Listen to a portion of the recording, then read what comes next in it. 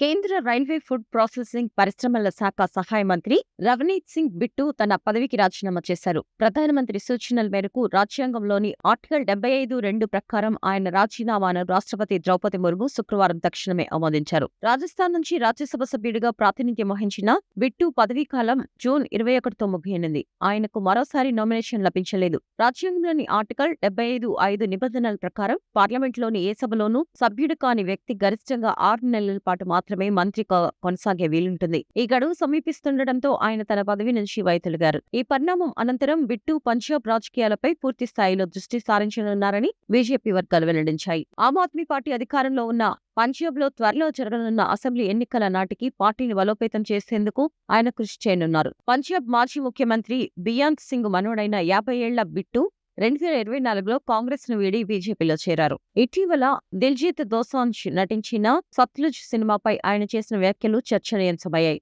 అయితే తన వ్యతిరేకత కేవలం ఉగ్రవాదం, హింసకు మాత్రమేనని, ఏ మతానికి వ్యతిరేకం కాదని ఆయన ఈ సందర్భంగా స్పష్టం చేశారు.